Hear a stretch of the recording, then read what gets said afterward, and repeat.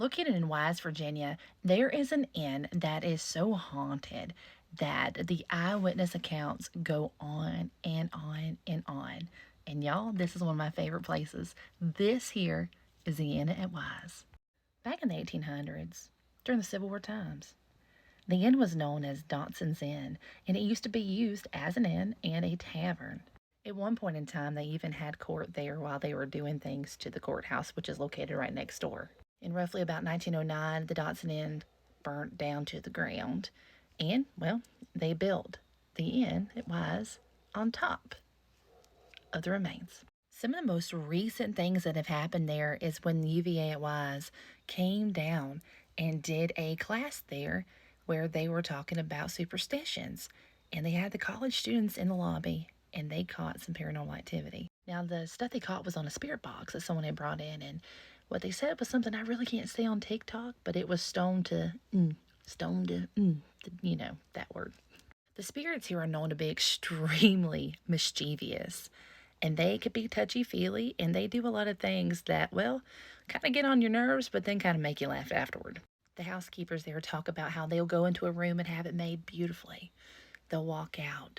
Curtains are closed, beds made, drawers are pushed in. It's just how it's supposed to be. Well, they'll turn around, go out the door, grab something, turn around, check the room again. The curtains will be wide open, a drawer will be open, and the bed will look like somebody just jumped on it. Now, back in 2012, right before they started doing their renovations on the property, there was a paranormal team called Black Mountain Paranormal Society. They came in and did a huge investigation. You can also find that on YouTube. But what they caught was some really good evidence. It said that they actually caught some Class A EVPs there. Located on the third floor is where a lot of the hauntings happen. A lot of people report that they'll be laying in their bed and they'll hear these kids running up and down the hallways making a ruckus and laughing. I spoke personally to a lady that works there and has for a long time, and she told me this story about how her and her granddaughter had been spending the day there, and these guests were there as well, and they met the granddaughter. Well, soon after, the lady and her granddaughter went home. Well, the next day she came back into work, and these two guests that she had met were talking to her about hearing her granddaughter being loud the night before and was running around, and they heard her. Well, she looked them dead in the eyes and says, "We went home yesterday, and there are no kids checked in here." Now, the most infamous room that you do want to book and you want to stay in is Henry's room, and that's in room 337. If you look right there, it is that triangle room right at the top of the building, and it used to be the attic before renovations. Henry is their most mischievous spirit that they seem to have besides the kids that run the third floor. Henry is known to pull chairs out from underneath the desk, mess up the bed as well and the curtains, and he's been known to tug on hair and pinch from time to time. I asked the lady that worked there, well, how do you know it's Henry? What happened to Henry? And she said, well, this is actually a character from a novel that was written in that room. The novel was called The Devil and the Lawyer, and the lady that wrote the book lived in that room when this place was rented out as pretty much apartments. And Henry the character is now Henry the Ghost, and Henry has his own plaque, and when you try to open his door, sometimes he pushes back on the door and won't let you in.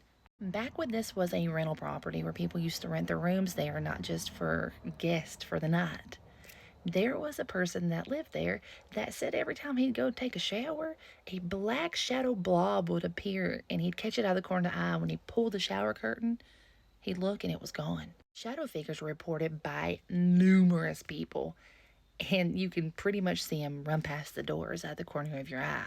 In the 1980s, during the same time that the place was rented out, there was a maintenance man that was working there, and well, he was doing some maintenance work on the place, and he was on the stairwell, and he kept feeling like he was being watched, and he kind of felt kind of heavy, and all of a sudden he heard the creaking of the stairs behind him walking up steps. And he said he thought it was one of the people that lived there, so he kind of scooted over to the side so, they could get around him and go up the steps. But whenever it got right up on him and he looked, there was nobody there either. And he said for the rest of that day and the rest of the time that he worked there, he felt like he was always being followed.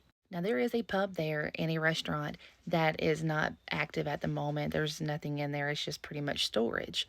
But they have caught in the pub people sitting around the tables in there and along the bar on the security cameras. Now, according to the lady that I asked, there's been no traumatic things that have happened there which should cause all these hauntings. But this place is over 100 years old, so I'm sure if we dug a little deeper, we'd find something, especially with all the crazy fires that broke loose in the town about the same time that the Dotson Inn burnt down itself. Maybe these spirits that are here have relocated from the courthouse right next door is where they used to people in the yard, you know? If you decide to spend the night here at the Inn at Wise, just know that you might be woken up by someone whispering in your ear.